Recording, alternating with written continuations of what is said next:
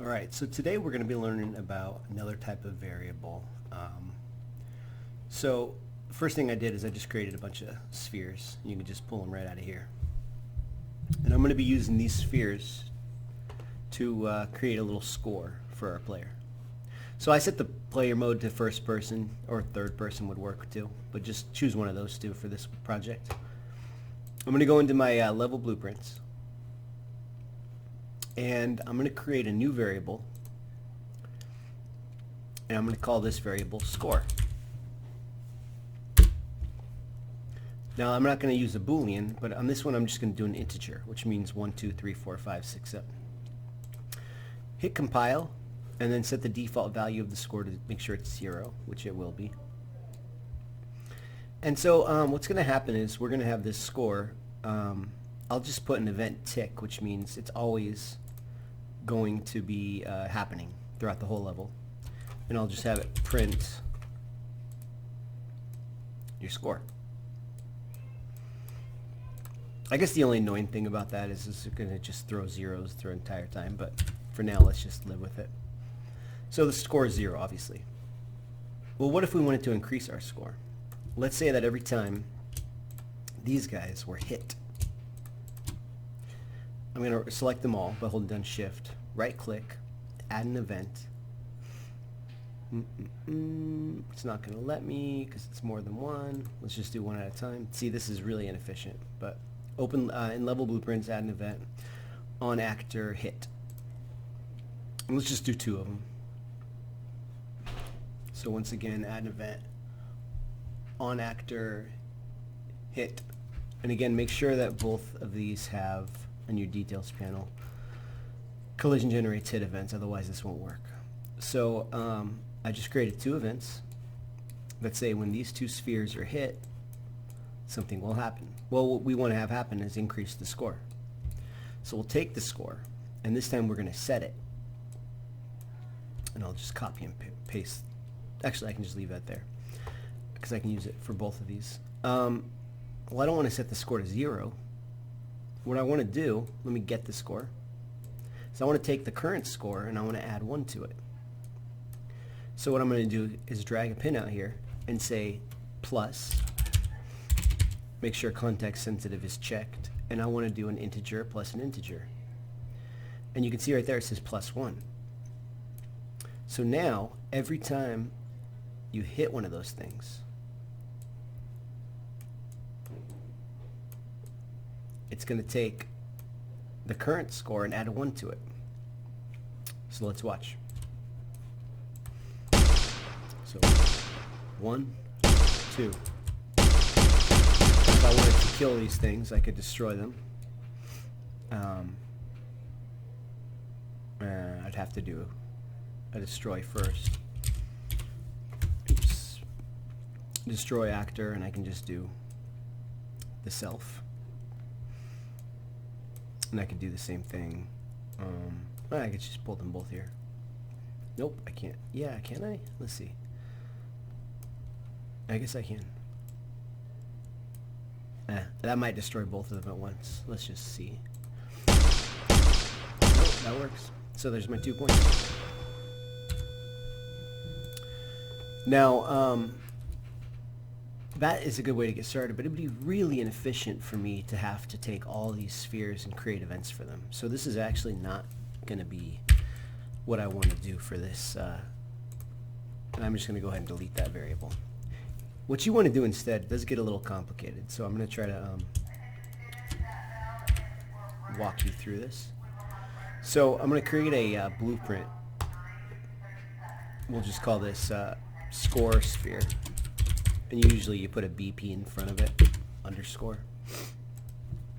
So with this blueprint, I'm going to pull in an event here.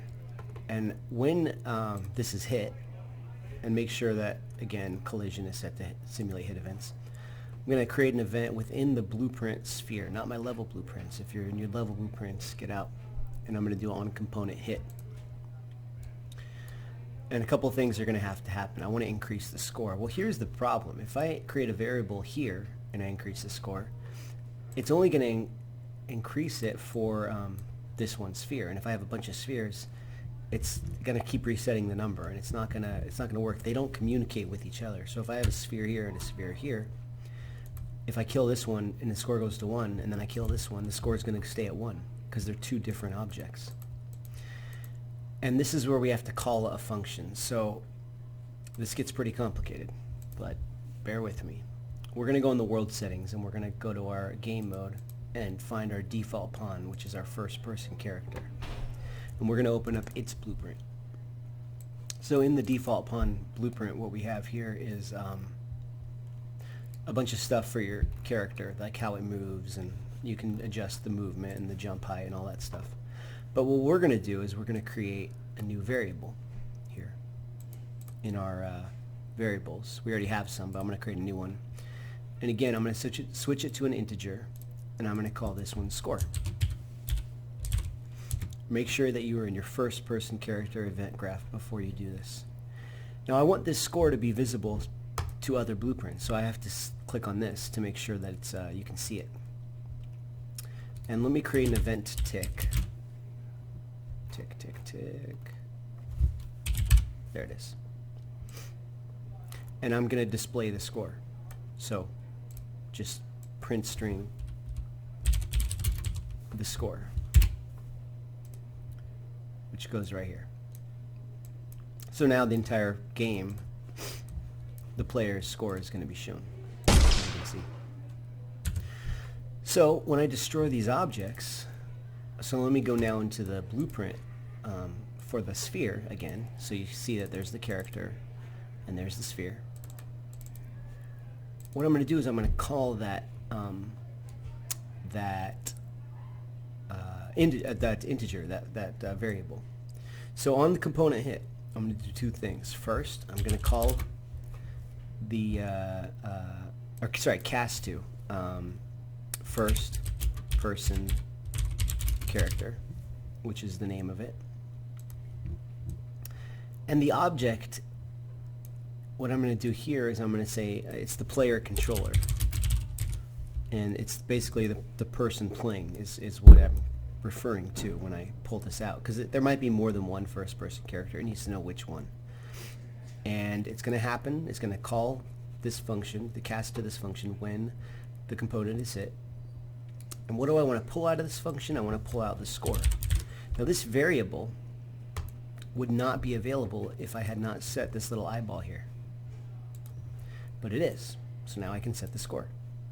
And once again, I'm going to get the variable,